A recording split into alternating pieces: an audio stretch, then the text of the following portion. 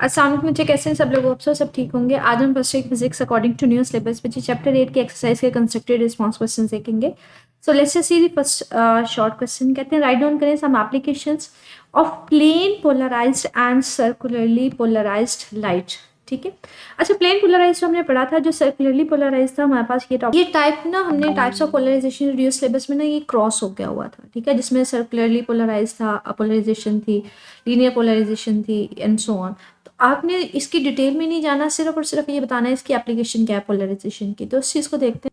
तो पोलराइजेशन के सिंपल हमने एप्लीकेशंस पढ़ी हुई हैं कि जो प्लेन पोलराइजेशन है बेसिकली इसको एलसीडी टेक्नोलॉजी में, लिक्विड क्रिस्टल डिस्प्ले टेक्नोलॉजी में इस्तेमाल किया जा सकता है। इसके अलावा सन ग्लासेस में इस्तेमाल किया जा सकता है, या फिर फोटोग्राफी कह लें फिल्टर्स में इस्तेमाल किया जा सकता है। इसमें ना हमने मुझे पोलराइजेशन की इंपॉर्टेंस जब पढ़ी थी ना, तो इसके डिफरेंट यूजेस पढ़े थे कि इसको इमेजिंग में इस्तेमाल किया जा सकता है, इसको सन ग्लासेस वगैरह में इस्तेमाल किया जा सकता है। इसके अलावा कह लें कि लिक्विड क्रिस्टल डिस्प्ले वगैरह में इस्तेमाल किया जा सकता है, उसके लिए भी हमने इसको देखा था। तो ये डिटेल में जब मैंने आपको ये एप्लीकेशंस करवाई थी तब मैंने इसको डिटेल में करवाया था कि यहाँ पे ये देखें लिक्विड क्रिस्टल डिस्प्ले, ये भी मैंने आपको डिटेल में करवाया था। ये हमारे पास लिक्विड क्रिस्टल डिस्प्ले बेसिकली हमारे पास ये कह लें स्क्रीन ही होती है। इसमें पता है क्या होता है कि बेसिकली हमारे पास इस तरह से ग्लास प्लेट्स होती है, उनमें ना पोलराइजर लगाए जाते हैं। पोलराइजर क्या होता है कि जो पीछे से लाइट आ रही होती है उसको कन्फाइन करवा रहा होता है सिंगल प्लेन में, या फिर कह लें उसको सिंगल डायरेक्शन में कन्फाइन किया जाता है। पोलराइजेशन इस्तेमाल की जा रही होती है। ठीक है, तो हमारे पास पोलराइजेशन है क्या कि अगर डिफरेंट डायरेक्शन में लाइट आ रही है ना, तो अगर आप कोई पोलराइजर लगा दोगे, जैसे सन ग्लासेस में पोलराइजर लगाया जाता है, तो वो क्या करता है सिर्फ एक सिंगल डायरेक्शन में लाइट को गुजरने देता है, बाकी सारी ब्लॉक कर देता है। तो जिसकी वजह से हमें क्लियर कोई व्यू नजर आ रहा होता है। सन ग्लासेस में भी हम इसको इस्तेमाल कर सकते हैं, एलसीडी में, लिक्विड क्रिस्टल डिस्प्ले में भी इस्तेमाल कर सकते हैं। ठीक, इसी तरह से अगर आपने कोई आसमान की फोटोग्राफी वगैरह करनी है, पिक्चर्स वगैरह लेनी है, तो इसमें इसको इस्तेमाल किया जा सकता है। तो ये डिफरेंट इसकी एप्लीकेशन है। अगर सर्कुलरली पोलराइज्ड सन ग्लासेस की बात करें, सर्कुलरली का मतलब है कि हमारे पास अगर उस केस में हम जिस डायरेक्शन में हमारे पास वेव जा रही होती है ना, उसमें जो इलेक्ट्रिक फील्ड है या मैग्नेटिक फील्ड है, इलेक्ट्रिक फील्ड फॉर एग्जांपल, तो वो पूरे एक सर्कल के फॉर्म में रोटेट होती हुई जा रही होती है। ठीक है, तो ये सर्कुलरली पोलराइज्ड होता है। तो उसमें इसको अगर 3D आपने मूवी देखनी हो सिनेमा हॉल में, तो जैसे यूजुअली अक्सर कह लें डिफरेंट जो शॉपिंग मॉल्स होते हैं उसमें 3D मूवी ग्लासेस होती हैं, तो उसमें इसको इस्तेमाल कर लिया जाता है। ऑप्टिकल कम्युनिकेशन वगैरह में इस्तेमाल किया जाता है। इसी तरह से मेडिकल इमेजिंग, अगर आपकी बॉडी का 3D इमेज पूरा लेना होता है तो वहाँ पर इसको इस्तेमाल कर लिया जाता है। ठीक है, तो ये इसकी different application. Next short question है, कहते हैं would it be possible to use a polariser as an analyser. क्या ऐसा पॉसिबल है कि आप पोलराइजर को एनालाइजर के तौर पर इस्तेमाल कर सकें? अगर है तो एटलीस्ट इसकी 2 एग्जाम्पल्स। अच्छा, पोलराइजर एनालाइजर में डिफरेंस क्या था ये हमने पढ़ा था टॉपिक कि फॉर एग्जांपल आपके पास ये डिफरेंट डायरेक्शन में लाइट आ रही है, आपने इसके पास रास्ते में ना एक पोलराइड मटेरियल रख दिया है। ये बेसिकली पहला जो मटेरियल रखा है ना, इसको हम नाम देते हैं पोलराइजर का। पोलराइजर इसको क्यों बोलते हैं बच्चे? क्योंकि यहाँ पे लाइट पहले डिफरेंट डायरेक्शन में थी, लेकिन अगर आप इसके रास्ते में कोई पोलराइड रख देंगे मटीरियल, तो जिस डायरेक्शन में उसमें ये ओपनिंग होगी, फॉर एग्जाम्पल इसमें वर्टिकल डायरेक्शन में ओपनिंग है, ठीक है, स्लिट्स जो है इसमें जो स्टॉक है वो वर्टिकल है, तो इसमें से लाइट का सिर्फ और सिर्फ वर्टिकल वाला जो पार्ट है वो मूव ऑन करेगा। तो लाइट डिफरेंट डायरेक्शन में थी, आपने उसको सिंगल डायरेक्शन में कन्फाइन कर दिया, तो इसलिए जो पहले वाला पोलराइड होता है उसको बोलते हैं पोलराइजर। दूसरा भी पोलराइड ही होता है, लेकिन इसके जरिए हम पता कर रहे होते हैं कि ये जो लाइट आ रही है इसको स्टडी कर रहे होते हैं, इसकी इंटेंसिटी वगैरह को, क्या ये पोलराइज हो गई या नहीं, तो इसलिए इसको नाम दिया जाता है एनालाइजर। फॉर एग्जाम्पल अगर मैं इसको वर्टिकली रखूंगी तो ये लाइट इसी तरह से पास ऑन कर जाएगी, लेकिन अगर मैं इसको रोटेट करवाना शुरू कर दूंगी, ये लाइट कम होती जाएगी, लेकिन जैसे मैं इसको बिल्कुल ही रोटेट करवा दूंगी 90 डिग्री के ऊपर, तो कोई लाइट ऑब्टेन नहीं होगी। तो जिससे हमें पता चलेगा कि जो लाइट थी वो पोलराइज थी, वो सिंगल डायरेक्शन में थी। जो अगर मैंने इस सेकेंड वाले पोलराइड को रोटेट करवाना शुरू किया 90 डिग्री के एंगल के ऊपर, कोई लाइट मूव ऑन नहीं की, तो इसलिए जो सेकेंड वाला पोलराइड होता है उसको एनालाइजर बोलते हैं। ठीक, तो यहाँ पे यही कह रहे हैं कि पोलराइजर को एनालाइजर के तौर पे इस्तेमाल किया जा सकता है।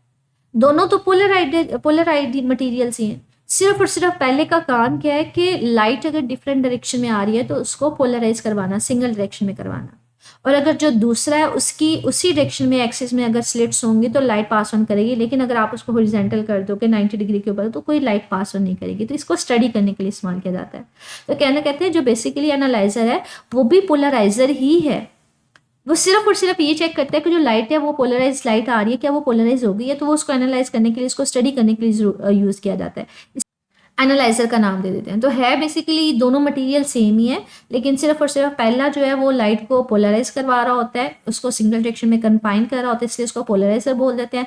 दूसरे को हम रोटेट करवा के देख रहे होते हैं कि जो लाइट आ रही है वो पोलराइज हो गई हुई है, तो इसलिए इसको नाम दे दिया जाता है एनालाइजर का। कहते हैं इसके एग्जांपल्स, इसके लिए मेलिस लॉ ने ना एक फार्मूला दिया कि जो इंटेंसिटी ऑफ लाइट आ रही होती है वो डिपेंड कर रही होती है आई नॉट कॉस के थीटा के, मतलब इन दोनों के दरमियान एंगल के ऊपर डिपेंड करेगी, पोलराइजर और एनालाइजर के दरमियान। अगर तो ये दोनों वर्टिकल होंगे तो लाइट यहाँ पे आपके पास इंटेंसिटी आएगी, जो लाइट पीछे से आ रही होगी या फॉर एग्जांपल जो पोलराइज इंटेंसिटी होगी वही इंटेंसिटी आएगी, मतलब सेम वर्टिकल डायरेक्शन में है तो दोनों के दरमियान एंगल क्या होगा, जीरो, क्योंकि दोनों वर्टिकल है। कॉस जीरो मैक्सिमम होता है I is equal to I naught, तो जितनी लाइट यहाँ पे पोलराइज साइड थी उतनी आएगी। लेकिन अगर आप इसको 90 डिग्री पर रोटेट करवाते 90 डिग्री पे ले जाएंगे, मतलब हॉरिजॉन्टल, लाइट आपके पास वर्टिकल आ रही थी लेकिन एनालाइजर आपके पास वर्टिकल हॉरिजॉन्टल पड़ा हुआ था, तो किसी किस्म की लाइट ऑब्टेन नहीं होगी। तो यहाँ पे एंगल 90 डिग्री है, कॉस 90 जीरो हो जाएगा, तो इंटेंसिटी किसी किस्म की यहाँ पे ऑब्टेन्ड नहीं होगी। कहते हैं पोलरीमीटर में इसको इस्तेमाल किया जाता है, इसी अलावा हम LCD मतलब वही लिक्विड क्रिस्टल डिस्प्ले वगैरह में इस्तेमाल किया जाता है पोलराइजर्स वगैरह को। अच्छा, पोलरीमीटर बेसिकली एक स्पेसिफिक किस्म का डिवाइस होता है जिसके जरिए आप डिफरेंट कह लें कि सोल्यूशन वगैरह की स्टडी करते हैं, कंसनट्रेशन वगैरह को, इसके अलावा लाइट पोलराइजेशन वगैरह को भी स्टडी किया जाता है, ठीक है, ये बेसिकली उसमें यूज़ होता है। और LCD हमारे पास लिक्विड क्रिस्टल डिस्प्ले, ये अगेन मैंने आपको बताया था कि ये हमारे पास क्या होता है कि एक स्क्रीन ही होती है जिसमें हमारे पास इस तरह से ग्लास ट्यूब्स होती हैं, उसमें ना पोलराइजर मटेरियल को हम लोग इस्तेमाल कर रहे होते हैं कि जो लाइट आ रही होती है उसको पोलराइज करवा के फिर हम उसको डिस्प्ले करवा रहे होते हैं। तो ये उसमें दो एप्लीकेशंस में उसमें आ जाएगा, ठीक है।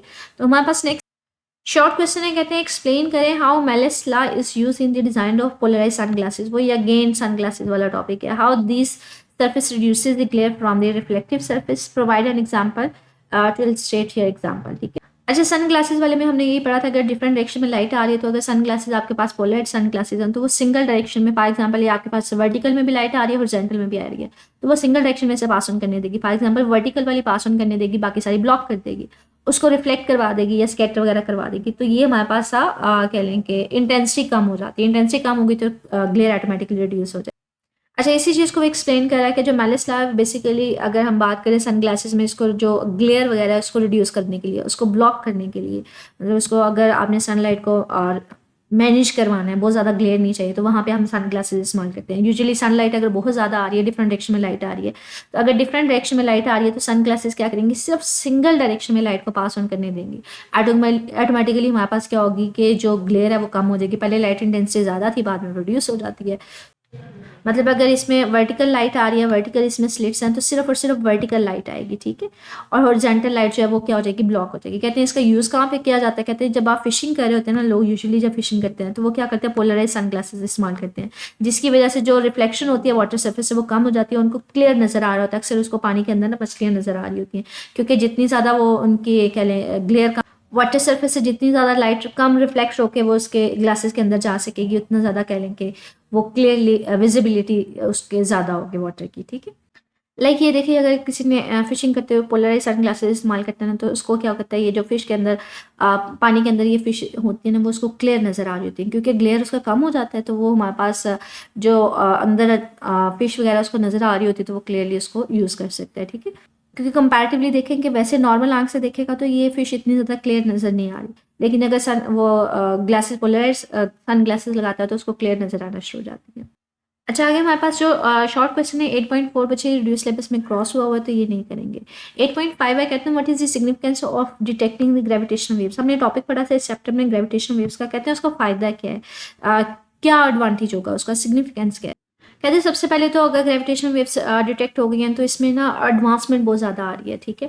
मॉडर्न फिजिक्स में special theory of relativity, general theory of relativity, कहते हैं ये जो है ना मतलब अटॉम स्मॉलर लेवल पे अब बात होना शुरू हो गई है, ठीक है। तो कहते हैं इसके जरिए अगर ग्रेविटेशनल वेव्स के जरिए हम लोग कंफर्म कर लेते हैं जो उसने आइंस्टाइन ने जनरल थ्योरी ऑफ रिलेटिविटी दी थी उसके बारे में, ठीक है, मतलब उसमें एडवांसमेंट आएगी। इसके अलावा बहुत सारी जो एस्ट्रोनॉमिकल जो फल्कियात जिसको हम लोग कहते हैं जो तारों वगैरह की, उसके ऑब्जर्वेशन में हमें हेल्प मिल रही होती है, ठीक है। तो कहते हैं लाइक हमारे पास यहाँ पे ना अगर हम बात करें जनरल थ्योरी ऑफ रिलेटिविटी को किस तरह से वो सपोर्ट कर रही होती है। कहते हैं जनरल थ्योरी ऑफ रिलेटिविटी में ना ये प्रोडिक्शन दी गई थी कि हमारे पास जो है ना ग्रेविटेशन वेव्स जो है वो एग्जिस्ट करती है, उनकी प्रॉपर्टीज़ के बारे में बताया गया था।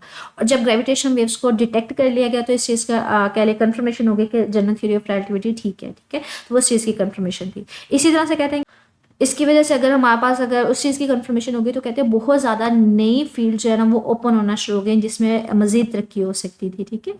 कॉस्मिक इवेंट्स मीन जो डिफरेंट हमारे पास कह लें कि इवेंट्स हो रहे होते हैं, लाइक सूरज ग्रहण हो गया, चांद ग्रहण हो गया, ब्लैक होल मर्जर्स हो गए, तो ये सारे उसी कैटेगरी में आ जाएंगे, ठीक है। कहते हैं उसके अलावा हमारे पास ना जो ग्रेविटेशन वेव्स है ना, ये बेसिकली कब से आइडिया हुआ कि ये क्रिएट मतलब स्टार्टिंग से, जब से यूनिवर्स हमारी बनी है तब से ये क्रिएट हो रही है।